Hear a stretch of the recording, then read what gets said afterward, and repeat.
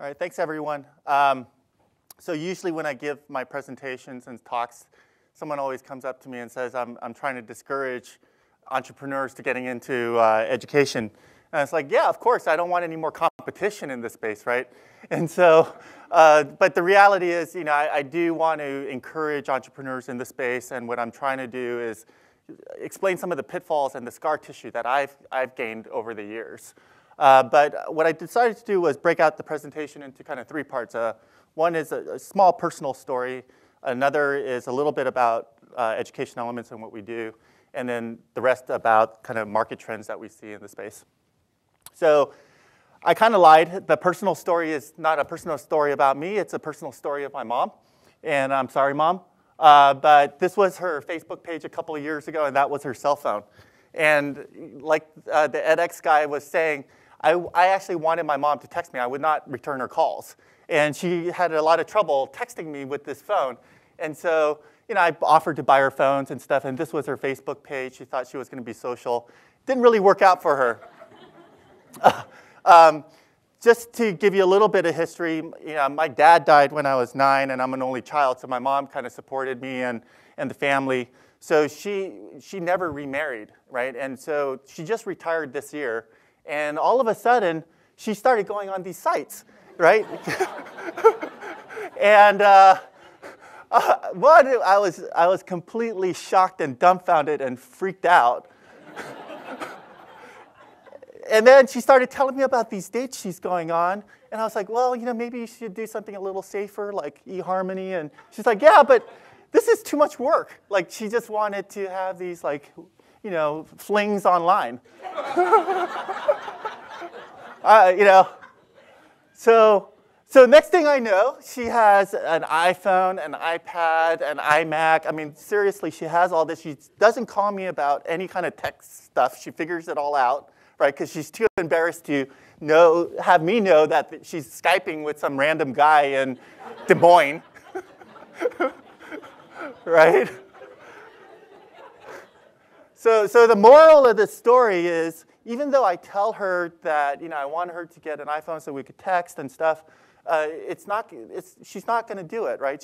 She needs to use technology to solve a problem, and for her the problem was that she was kind of shy about going back on the dating scene after retirement, and so this was a safe way for her to do it. So it was solving a very specific problem for her. The last thing I wanted to say was that my mom, that's my mom there. If she starts developing MOOCs, there is a bubble. So a little bit about what we do. So we help schools kind of implement technology and EdTech and all the stuff, the great stuff you guys are going to develop in a high-fidelity way aligned to instructional models, right? And I think the key is aligning it to instructional practice. A lot of companies or schools are buying technology, iPads in the classroom, and they have no idea what they're going to do with it. They're just buying hardware. So what we try to do, philosophically, is teach our folks that, to Bloom's taxonomy, right, on the right here, remembering and understanding, like, digital content's great for that. It helps develop fluency, practice, introduce topics, but we still need a body, a teacher, to actually help students understand how to analyze and apply this stuff. And then ultimately, we want students to create something, a project, do a business plan, or build something that shows that they can demonstrate mastery. And so on the left here is a classroom, right? And what would a classroom like this look like? Well, you would have stations. One would be digital content. Students are getting introduced to topics. There would be a teacher doing small group, talking to students about how to apply the skills that they've developed, and then actually demonstrating that through interdisciplinary skills or some sort of project where they could collaborate and do something about it, right? So that's the fundamental philosophy we have around technology. In the middle, there's a picture of a classroom. This was the first school that I helped implement. It was KIPP Elementary School in Los Angeles. It was South Central Los Angeles in Watts, right near the Rodney King riots. I was having dinner with Michael Horn. He wrote Disrupting Class, and he asked me if I could help KIPP design a new elementary school. This was in April of 2010. And he said, oh, by the way, it needs to launch in August of 2010. I was like, oh, F you. But sure, I'll do it. And I was really scared to do this because it was such a short time frame, but it became a huge success. We increased the class size of this elementary school from 20 kids to 30 kids, and we had to do it because of budget cuts in California. We incorporated laptops and digital content right into the classroom, started rotating kids off of that so that students and teachers could still have a small group experience while kids were on the computers.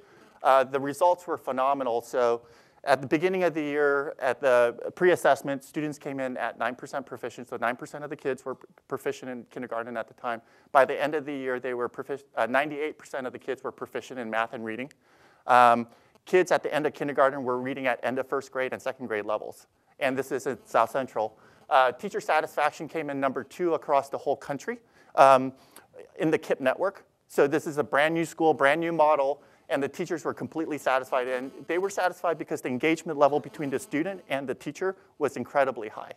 And it also saved $1,000 per kid. So it hit the trifecta of what you want to achieve in new school models. So as a result of that, I formed Education Elements in late 2010, November of 2010. And we started with 11 schools in 2011, and now we're in over 50 schools across the country. We have about 60 employees. And this year, we're expecting to be in about 150 schools. So the movement around blended learning is happening fairly quickly. So what do we do? Well, we help schools kind of think about school models, right? And facilitate that design process and leave them with a framework that helps them kind of expand and productize and replicate the school models once we leave. And then we have a platform, and we call it the HLMS, but it's really a learning decision support system, right? So it's using the data, making it useful for teachers, helping them make day-to-day decisions around what students to focus on, what resources are available to them, and even how to group students. And then we have a curated marketplace. So we partner with 20 different companies right now. We're trying to increase that to 40. So if anyone's interested in partnering with us, Supriya is right there.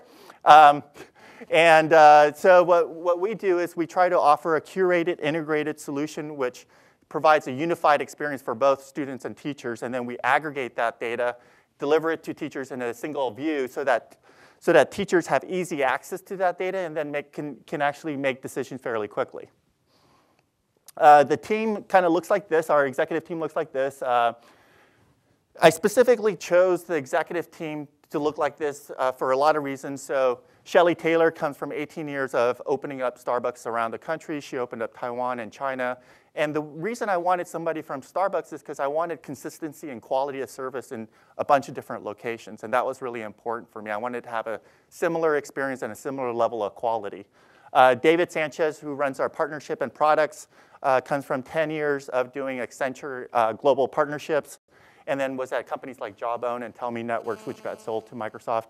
And then Vicky came from several SaaS companies. So Vicky was the chief people officer at several successful SaaS companies like SuccessFactors and Lithium. So why are we in this space? And part of the reason we're in this space is these kind of 3 areas, right? One is funding is getting horrible for schools, and it's getting tighter and tighter. But also, at the same time, class size is getting larger. And so we started getting concerned about outcomes, right? Like, as class sizes are getting larger, we're putting more workload onto the teachers. And how are we going to solve that with technology? So it's a kind of a workflow solution that we started thinking about. Teacher churn is incredibly high across the country. The average superintendent is having to replace about 15 to 20% of the teachers annually. Right? That kind of churn in any organization is impossible to maintain culture, skills, and you can't operate a business that way, let alone a school. And then finally, there's, hopefully there'll be more dots after LearnLaunch X and such, but this is a market map that we created. Each of those dots represent companies in different categories of the space.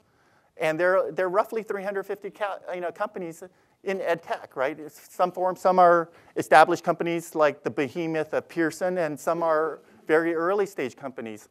And it's hard for schools to figure out which products work and which products don't, and why they should purchase certain products and why they shouldn't purchase other products. An example of this is often I talk to superintendents, and they're like, oh, we bought this online algebra course for our 9th graders, and it didn't work. And so after digging into the data, what happens is we realize that Yeah, well, you bought 9th grade algebra for 9th graders who are reading at 3rd grade level, right? And so, of course, it's not going to work. Those kids can't read the problems. So our platform and our philosophy around what we need to deliver to classrooms today is really around providing access to this digital content in an efficient way. Because if you're starting to use these tools, you want to be really efficient about learning time, right? You don't want to have kids raising their hand, waiting to log in, or having a lot of provisioning issues. We really believe in kind of consumable analytics, right? So oftentimes you see these massive reports, teachers have no clue how to understand or read, and we really need to make the data consumable by teachers on a frequent basis. And then finally, it's like recommending a course of action, so making it actionable. So we can recommend providing contextual search, which means that if a teacher is looking at fractions, we could recommend resources around fractions or recommend how to regroup students within a class based on proficiency level and such. So now this is where my personal agenda starts to come out. And there's a couple myths about EdTech, right? And one is, I wanted to encourage the entrepreneurs, the would-be entrepreneurs in the room, that pricing is a real issue in this space. And I'm going to start to build an argument as to why.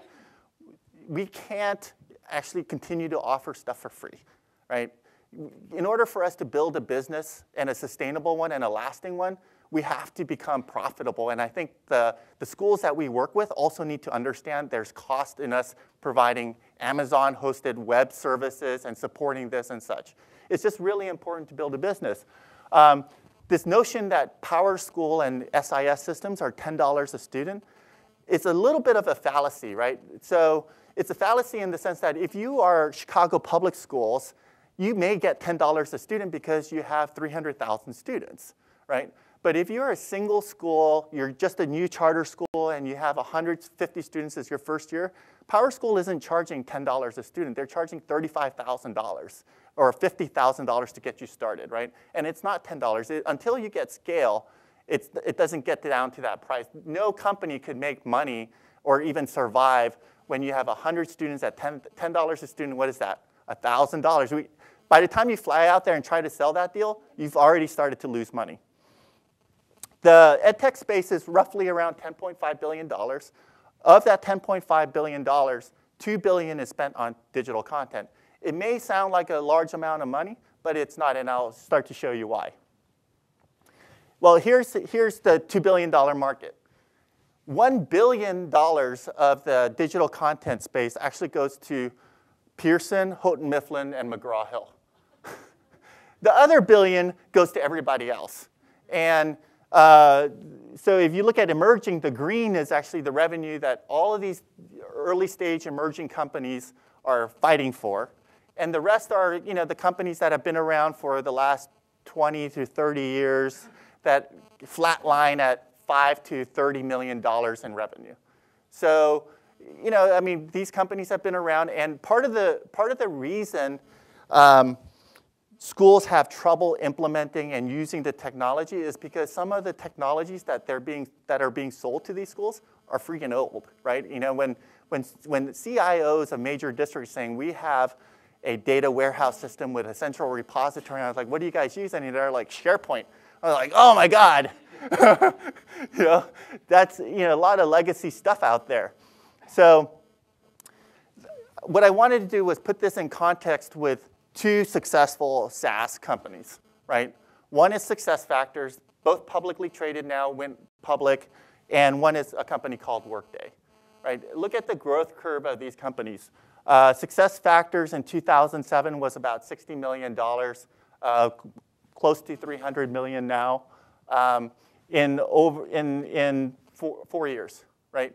Have we seen an EdTech company grow at that rate now, right?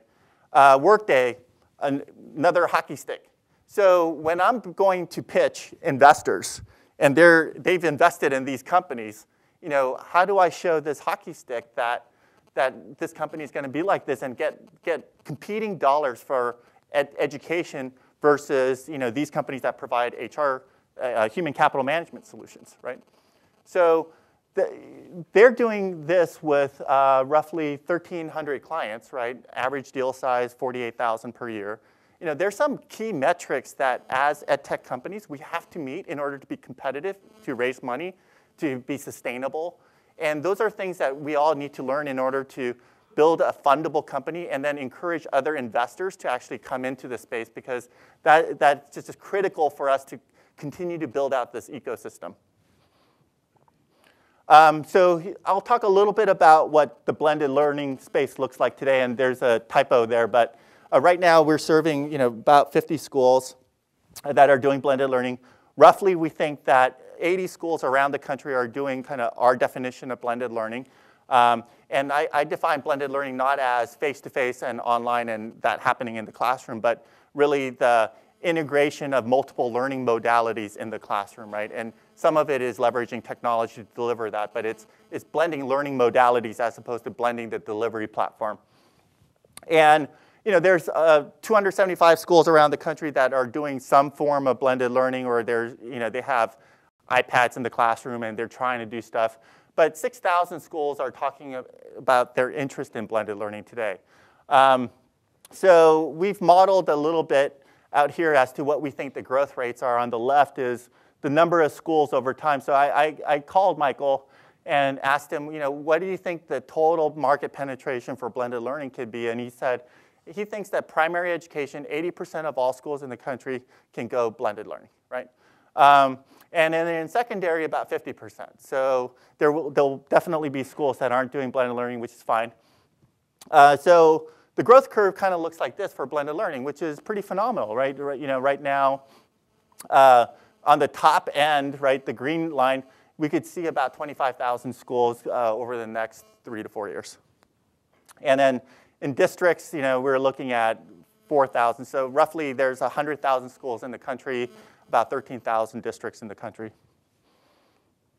So how do we build lasting companies in education? And I'm just going to wrap up here.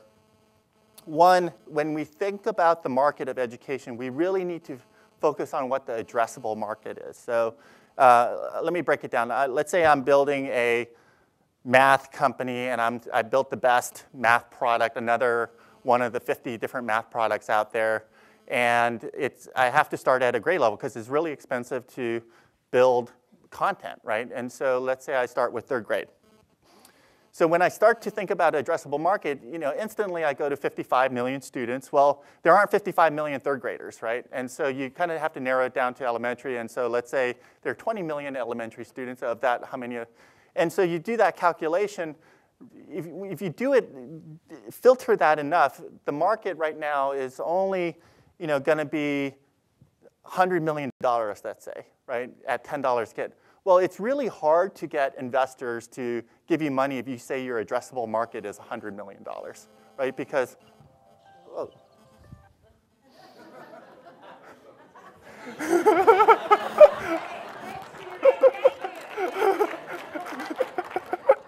I staged that. So, damn alarm clock.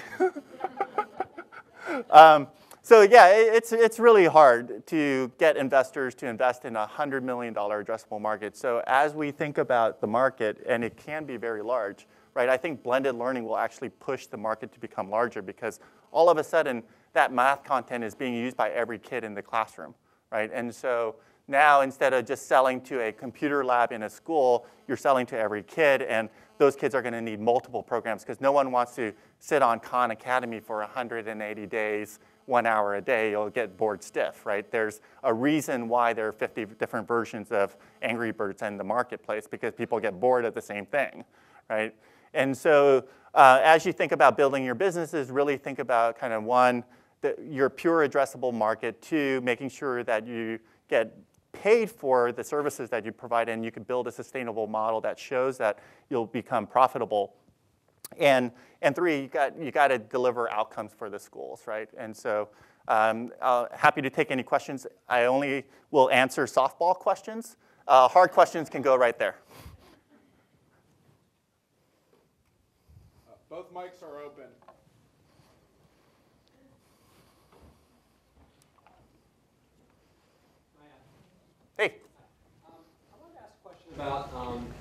the issue of educating the teachers to be both data consumers and savvy data users. So there's really two questions here. I can understand the model, it's wonderful.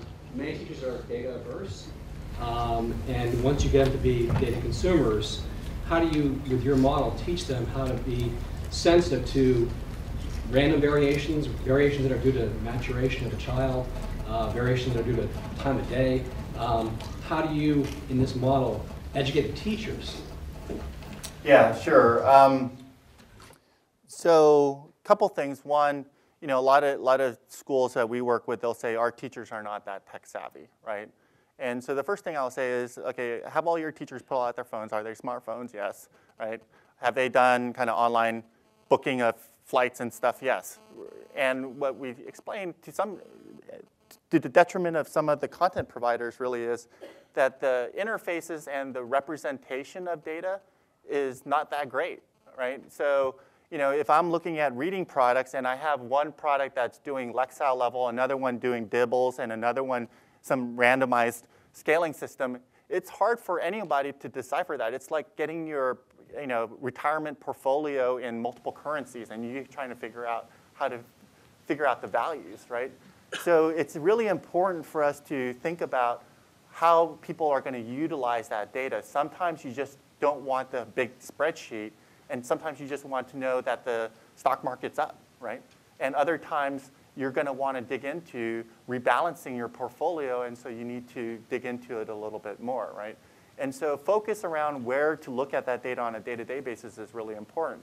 Now, once you have that, assuming that you can get there and the data is all normalized and pretty and engaging and useful, then part of it is training. But once people start to see how to use the data and it becomes important for them to make decisions and it actually makes their jobs easier, then it doesn't require a lot of hand-holding and work, right? And so I encourage all the entrepreneurs to build better user interfaces. Yes? Hi, Anthony. So it sounds like one of the strategies that you've used is to focus on combining services with product to get into the schools and get them up to speed on using the technology and blended learning. And at the same time, you say that low prices are not sustainable for entrepreneurial companies. We understand that. How do we get that message to the schools who keep trying to get everything for free and be a product company and not be a services company that's coming in to completely change the way they do their business? Right. Even if I knew that answer, I don't know if I'd share it in public. So, I mean, one, if you look at any kind of freemium product out there, like let's say the most successful one, like Evernote, right? The conversion rates of Evernote is single digit, right? Dropbox single digit. And these are, big companies. But the problem is, the issue for them is they have a huge market to deal with, right? And so if you convert 10% of that market, you're wildly successful. If you convert 10% of 50 million students or 3.5 million teachers, not that big of a market, right? And so I think part of it is getting educators and companies together and really explaining these things and getting people knowledgeable around these issues. But I get your point. I mean, I get pricing pressure all the time from schools asking, this product is free. I could get X for free. Well, there's I think it's really important for you to describe the amount of things that you have to do, like versioning, hosting, support, and for them to understand the true cost. I don't have a good answer for that. All right, thanks. Hi, I have two questions. One is, how are you, what criteria do you use to understand which applications you're going to package?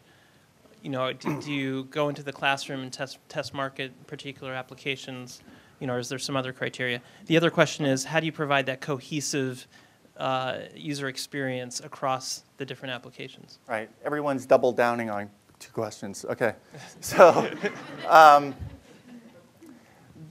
so the first part of the question, how do we evaluate? I mean, one, what we're finding is that the fidelity of implementation is probably what matters the most in any product. So whether, I hope there's none of these companies here, but whether you're, fast forward reading or read 180, does it really matter that much? But what does matter is the quality of implementation, right? If there was a product, a reading literacy product that worked well without quality of implementation, every school in the country would have this product because it would just work, right? So we've developed kind of a rubric, and some of it is around pedagogical approach, looking at kind of the data analytics and the data science around, how are they aligning to standards? Everyone says they align to standards, but it's not really well aligned. And then what the PD requirements are. So the pedagogy, what you might have in a classroom is, we have schools where an 8th grade math class will have 8 different skill levels, right? But they're trying to pick one product for that class, and some products are better for remediation, and other products are better for kids at grade level. And so another thing we do is we kind of recommend to schools, don't pick one product for all the subjects and all the grades, right? I mean, it's hard to build that depth and breadth of product. And so specialize in providing the right product for the right type of students, and they can move into different products. And part of the reason why we have the platform that we do is to make that transition smooth for schools. What was your second question? The common user experience across the applications. I thought at one point you were talking. Yeah. So the common user experience is really, on the front end, how to access the content. We don't try to degrade the other products by trying to inject that into our screens. What we do is kind of open up a new browser, right? But the common user experience around the data is really pulling data from multiple systems, normalizing it, and presenting it in a useful way.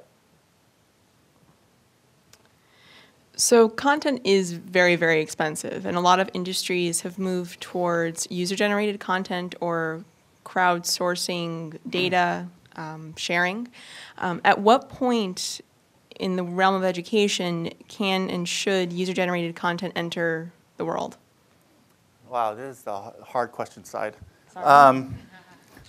So, I mean, I think everyone's going to continue to develop a lot of user-generated content, right? So, but it is hard to develop, and it's also hard to develop efficacious assessments associated with that content.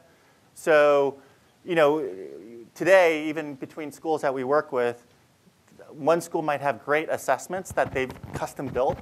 They cannot convince other schools to use that same set of assessments, right? Each school is reinventing the wheel in many ways around assessments and even content, because they feel so specifically in the weeds around this specific thing that we teach this differently, and it really makes a difference. And so, I think that you'll see a lot of user-generated content, but it won't be productized. And this is kind of the same thing that I talk to schools about school models. In your district, there's a lot of innovation happening. There's some teacher doing something really cool. I totally get that. But when that teacher leaves, it leaves with them, right? And so there's not a system in place in districts for those learnings to be not part of the school knowledge, so that other folks that come into that school can productize it and actually deliver it. And so if we can get to a mode of kind of replicability and repeating a process, so that the learnings and the investment we make at a school in one classroom can be improved upon through iteration to other classrooms within that school, then that's all great. But right now, that's not happening. Hi there. Thank you very much. I'm inspired by your story about the KIPP Elementary School in LA. And for myself, who's a longtime educator, and other educators here, could you say more about what we would see on the ground in that school? What's going on in the classroom? If there are iPads there, what are kids doing? What does a day look like there? Because I'm interested in the difference in how blended learning differs from what we've always called technology integration in smart ways in classrooms. Yep. So in that classroom, the teacher is incredibly critical in the centering of instruction, right? So kids come in, they may be, let's say they're pre-assigned to groups, right? Not high, medium, low, but ABC. And so the kids will already have developed habit to know that the C group is going to the computer station in the mornings, and the B group is going to come to the teacher, and the other group, maybe in elementary, with an aide or something, doing kind of reading out loud or something like that, right? So every 20 minutes, the kids rotate, and the teacher has a screen up that shows how each group's doing what they accomplished yesterday. And so the decision making that the teacher is really doing is, now that I see these kids coming into my group in this, station 2, they've been doing well on vowels, right? And so do I want to reteach that, or do I want to go deeper around that, or do I want to check for understanding, or do I want to move ahead, right? And so those kinds of decisions are really hard to do in today's environment because you're not getting the frequency of data that you need as an instructor to make those decisions. And it's a lot of times gut feel. And so having the digital technology produce some of that data for you and provide you an indication of how students are performing and the pacing is really helpful for teachers to make decisions on a day-to-day basis. Does that help? Okay, it does help. Thank you. Okay. Hi, Beth Marcus, Plarific. Yep. I loved your slide about how you're integrating the metrics and the recommendations into what you do. Can you talk a little bit more about how you make them biteable chunks for the educators so that they can actually have the time to use them? Oh, geez, I knew I was going to have a tough question. So a lot of it is trial and error, right? So, I mean, in order to improve your product, you need the data to figure out what's helpful and what's not and get feedback from clients. So I would have to tell you, the first set of reports. So here's an example. Like when we started building the reports, the principal was like, this is the report I want, right? And it was like this Excel sheet, and it was all manual and color-coded red, yellow, green, typical education classroom report. It's like, oh, this is easy. We'll go ahead and build it. By the time we built it, he didn't want it, right? And this is a typical thing that happens with schools and when you're trying to do this. So what you have to do is kind of interpret what he wants to do with that report and what chunks of information he's trying to ascertain, and then figure out how to best present those chunks. And what you have to also understand is that report, he may be using it for 5 different things, right? And what we kind of start thinking about is dissecting those 5 different things into separate views, right? And then figuring out, okay, how do we focus the view so that an average person that is not that familiar with that report can figure out what to look for. And it's like you have these massive spreadsheets, but you don't know where your eye needs to go to figure out, do the analytics, right? And so it's helping iterate on the analytics and understanding what people are trying to glean from the data. I know that's not a very specific answer, but. Anthony, exercising the MC's prerogative, can you help the startups in the room for a second and talk about how were you successful in gaining that level of traction? Were you talking to districts? Did you go to teachers first and then to principals? What was the rollout methodology? Yeah, so we sell via enterprise sales methodology, right? I have a sales force. We don't sell bottoms up through teachers offering a free product. So the way, we had a proof point, right? And the KIPP schools was a great proof point. I got a lot of questions around, well, is that replicable, right? And so I had to convince other folks to pay us to try to at least repeat it. And it just so happened foundations are very interested in seeing if it's repeatable and such. And so we kind of partnered with foundations. And the argument I made was, you're giving a lot of money to schools right now, and the likelihood of that implementation going well without our support is low, because historically they've had a lot of trouble implementing this stuff. And so we're going to de-risk your grant by us helping you out at this implementation. And so we got a few foundations to do it. Now that we have a few schools implemented, we said, and these were charter schools, so we said, well, in order to make a big impact, we've got to go after districts. So having been in the industry since 2000, I had some contacts and reached out to the Department of Ed in Pennsylvania and said, hey, this is the idea we have. Do you have schools that are struggling right now? So of course we do, right? And we have schools struggling because of budget issues, outcomes issues, all sorts of issues. And so here are the schools, and we chased after those and got them all together in a room like this and explained what we did. And so instead of going to each individual school, we convened all these schools into one room, 100 people, and explained what we do. And then some of the superintendents, 14 of them, raised their hand and said, I want to do this. And so that's how we got kind of our first start. And then we had great investors like Matt Greenfield from Rethink Education actually believing in this story. So. Wonderful. Anthony, thank you very much.